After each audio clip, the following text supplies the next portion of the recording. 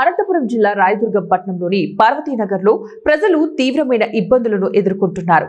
Compost యార్డులో గత 2 రోజులుగా దశాబ్దం క్రితం నాటి చెత్తను జేసీబీలతో తవ్వుతూ ఉండటంతో దుర్వాసన వ్యాపిస్తోంది. జనావాసాల మధ్య ఉన్న ఆ కంపోస్ట్ యార్డులో చెత్త శుద్ధి పనులు జరుగుతూ ఉండటంతో మొత్తం కాలనీ అంతా దుర్గంధంతో నిండిపోయింది. దుర్వాసన కారణంగా ప్రజలు ఇళ్ల తలుపులు మూసుకోవాల్సిన పరిస్థితి ఏర్పడింది. కొందరు వాసన భరించలేక ఇళ్లను ఖాళీ చేస్తున్నారు. ఈ దుర్వాసన వల్ల విష జ్వరాలు, చర్మ వ్యాధులు, శ్వాసకోశ సంబంధిత సమస్యలు తలెత్తే ప్రమాదం ఉందని కాలనీ వాసులు ఆందోళన వ్యక్తం చేస్తున్నారు. కంపోస్ట్ యార్డు చివరి భాగం నుంచి పనులు ప్రారంభించకుండా జనావాసాల పక్కనే చెత్త తవ్వకాలు జరుపుతున్నందువల్లే ఈ పరిస్థితి ఏర్పడిందని, అంతేకాకుండా ప్లాస్టిక్ పరదాలు కూడా ఏర్పాటు చేయకపోవడంతో చెత్త కవర్లు, వ్యర్థ పదార్థాలు గాలిలో ఎగిరి ఇళ్ల వద్దకు చేరుతున్నాయని వాపోతున్నారు.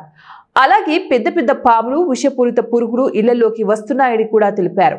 ఈ దుర్వాసనతో ప్రాణాలు పోతే గాని మున్సిపల్ అధికారులు స్పందించరా అంటూ ప్రజలు ఆగ్రహం వ్యక్తం చేస్తున్నారు. పలుమార్లు ఫిర్యాదు చేస్తూ ఉన్నప్పటికీ అధికారులు ఎలాంటి చర్యలు తీసుకోలేదని ఆరోపిస్తున్నారు.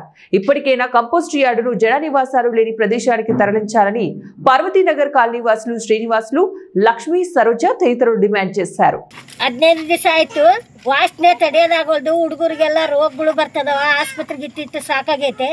ಇಲ್ಲಿ ಏನು ಸೌಕರ್ಯಕ್ಕಿಲ್ಲ, ಏನಿಲ್ಲ, ಯಾರು ಕಿವಾಗ ಎಕ್ಕಂತ ಇಲ್ಲ. ಈ ರೋಡ್ಗಳು ಆಗ್ತಾ ಇಲ್ಲ. ನೀರಿಂದು ತೊಂದರೆ. ಬಿಸಿಲು ಬಂದಾಗ, ಬಿಸಿಲುಗಾಲ ಬಂದ್ರೆ ನೀರಿಗೆ ಕೂಡ ತೊಂದರೆ. ಏನ್ ಟ್ಯಾಂಕ್ ಇಲ್ಲ, ರೋಡ್ ಇಲ್ಲ. ಈ ವಾಸನೆದು ತಟ್ಕೊಳ್ಳೋದಾಗೋಲ್ತು. 15 ದಿವಸಲಿದ್ದ ಬರೇ ಹುಡುಗರಿಗೆಲ್ಲ ಬರೇ ಇದು ಕಾಯಿಲೆಗಳು ಬರ್ತದ. ಆಸ್ಪತ್ರೆಗೆ ಇಟ್ಟಿಟ್ಟು సాకాగుటైతే నಮಗೆ ಮಾಡ್ತಾ ಇಲ್ಲ. ಇಲ್ಲಿ పార్వతీనగర్ లో కసువు అంతా చాలా ఇక్కడ వేస్తా ఉన్నారు. స్మెల్ చాలా ఉంది. పిల్లలకంటే రోగాలు వస్తున్నాయి. మా పిల్లలకంటే బళ్ళారిపోయి చూపించుకొచ్చినాం. ఈరోజు ఇన్ఫెక్షన్ అయ్యి ఇదయింది. ఇదేం కసువు ఎవరు ఎత్తరా, స్మెల్ ఎవరు అడిగే వాళ్ళు లేరా, ఏం లేదా. ఓట్లకు ఒకటే వస్తారు కదా, ఇట్లా ఎవరు పట్టించుకోరు. అసలు మేము ఇట్లే ఉండాలా. జనాలు ఏమైనా అయిపోయినా, జనాలు ఓటుకు ఒకటే వస్తారా మీరు ఇంటికి. అదే ఏమైనా అయ్యేంత వరకు ఎవరు పట్టించుకోరా జనాలు. మీరు పన్ను అంతా కట్టించుకొని పోతారు కదా, చెత్త పన్ను అంతా కట్టించుకుంటారు. ఇవేంటికి చేయట్లేదు క్లీనంగా. మీరు చూస్తున్నారా లేదు. ఇక్కడ వచ్చి కసువుకి బండి వస్తూ ఉంది. వాళ్ళు చూడట్లేదు. అసలు స్మెల్ ఎంత స్మెల్ పొద్దున పూటలో వస్తుంది, సాయంత్రం అయినా వస్తుంది. అసలు మేము తినలేకపోతున్నాం. ఇంట్లో తింటేనే వామిట్ చేసుకుంటున్నాం. తిని మేము ఇంట్లో వంట చేయలేకపోతున్నాం, తినలేకపోతున్నాము. ఇట్లే ఉంటే ఎట్లా. ఎవరైనా ఒకరు మున్సిపాలిటీలోనే పట్టించు.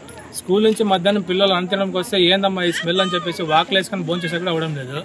కానీ ఇప్పుడు ఈ ఏరియా బాగా డెవలప్ అయింది. చాలా మునుపు అయితే ఇండ్లు ఉండలేదు, ఇప్పుడు చాలా ఇండ్లు అయినాయి. అది డంపింగ్ యార్డ్ చాలా ఇదైపోయింది.